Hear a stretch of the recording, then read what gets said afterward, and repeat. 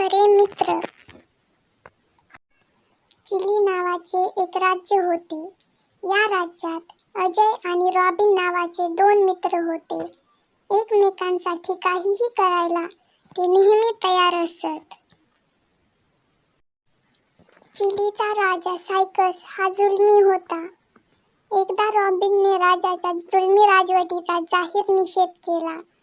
त्यामुळे राजाला फार राग आला. त्याने रॉबिनला पकडून फाशीची शिक्षा फर्मावली. रॉबिनला मरणाचे भय नव्हते, पण आपल्या नातेवाईकांना भेटण्याची त्याची इच्छा होती. तो राजाला म्हणाला, महाराज, कृपा करून मला काही दिवस मोकळे करा. मी घरी जाऊन माझ्या आईवडिलांना भेटून परत येईन. राजा म्हणाला, ठीक आहे, पण जोपर्यंत तू इथे परत येत नाहीस तोपर्यंत तुझ्या जागेवर कोणाला तरी बंदी राहावे लागेल. अजयला हे कळताच तो राजाला भेटायला गेला व राजाला म्हणाला, महाराज, आईवडिलांना भेटावे अशी माझ्या मित्राची इच्छा आहे आणि त्या बदल्यात मी त्याच्या जागी बंदिवान म्हणून राहीन. मी त्याचा जिवलग मित्र आहे. त्याला आपण जाऊ द्या.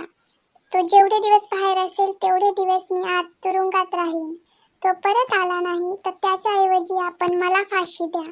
मी तयार आहे. राजाने रॉबिनला घरी जाण्याची परवानगी दिली. त्यानंतर बरेच दिवस निघून गेले तरी तो आला नाही. पण या गोष्टीची अजयला मात्र अजिबात चिंता नव्हती. तो आपल्या मित्रासाठी आनंदाने फाशी जाण्यास तयार होता. फाशीची वेळ झाली म्हणून राजाचे शिपाई अजयला फाशी द्यायला तख्ताकडे घेऊन गेले. आपल्या मित्रासाठी फासावर लटकणाऱ्या अजयला पाहण्यासाठी अलोट गर्दी जमली होती. राजाने फाशी देणाऱ्या शिपायाला आज्ञा केली, पण तेवढ्यात एक शिपाई राजाजवळ येऊन त्याच्या कानात काहीतरी कुजबुजला. त्या शिपायाने दाखवलेल्या दिशेने राजाने पाहिले आणि काय आश्चर्य! रॉबिन धापा टाकत गर्दीतून वाट काढत फाशीच्या तख्ताकडे येत होता. काही वेळ राजाचा आपल्या डोळ्यांवर विश्वास बसेना. त्या दोघांची मैत्री पाहून राजाचे मन हळहळले. त्याने शिपायाला हुकूम सोडला, थांबा, आज कोणालाही फाशी द्यायची नाही. रॉबिन व अजय यांनी एकमेकांना कडाडून मिठी मारली आणि दोघांच्या डोळ्यातून अश्रू वाहू लागले. राजा त्यांच्याजवळ येऊन म्हणाला, मी तुमच्या मैत्रीला दाद देतो. आता तुम्ही दोघे जण मुक्त आहात. अशा प्रकारे राजाने दोघांना जीवनदान दिले.